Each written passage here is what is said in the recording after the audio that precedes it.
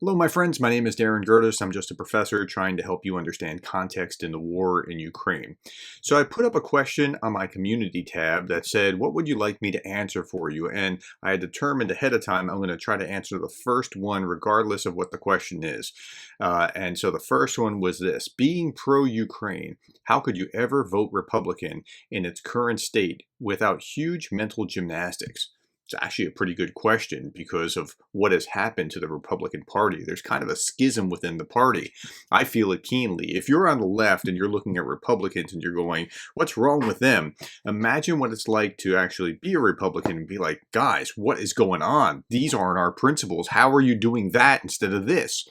So, as I describe, even on my own channel here, if you care about Ukraine, you're in the right place. But if you click on it, you'll see this. If you care about Ukraine, you're in the right place. I try to provide unique insights that help you understand the context. I'm a Reagan Republican who fully supports Ukraine. I'm a conservative without a candidate to vote for in November. I'm not voting for Trump. I'm not voting for Biden. I'm looking for a third candidate. Now, I know some people will say things like, well, if you're not voting for Biden, then you're voting for Trump. That's not true. That's foolishly simplistic.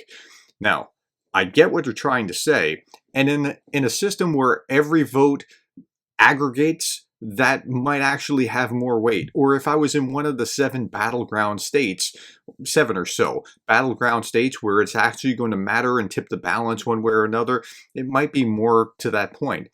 I'm in a state in the United States that is solidly Republican. It will vote for the Republican regardless of who the Republican is.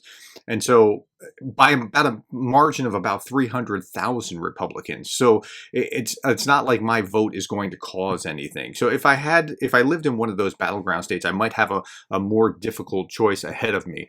But I'm kind of like with Josh Bolten on this. Josh Bolten, by the way, was Donald Trump's national security advisor. He was famously fired back in 2019.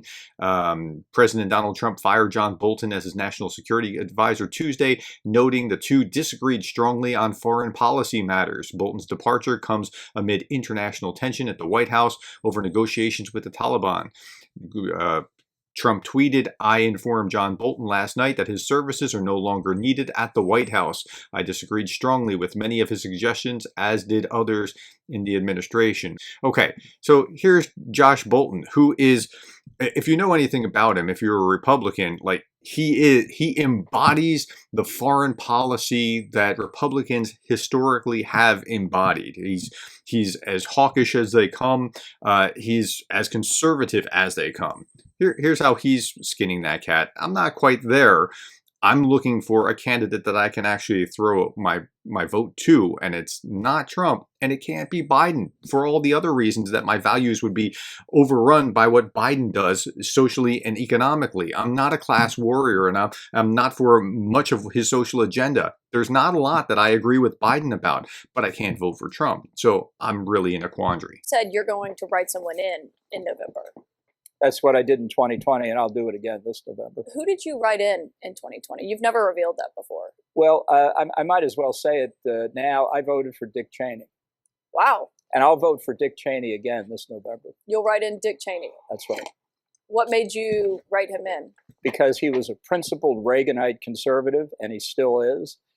Age is no longer a factor in American presidential politics, so his age doesn't disqualify him, and I think he'd do an immensely better job than either Trump or Biden. Okay, and so he's standing by his principles, and I admire him for that. That's where I am. Now let's go back to the original question. Being pro-Ukraine, how could you ever vote for a Republican in its current state? So Republicans historically would have been and should have been, and some are, like me, still pro-Ukraine. So to the degree that they actually embody my values, I can pull the lever for them, and if they depart, I depart from them. That's my position, and I hope it helps clarify the question. Thank you for your time. Thank you for the likes, the shares, the subscribes, and thank you for being the kind of person who, like me, cares about Ukraine.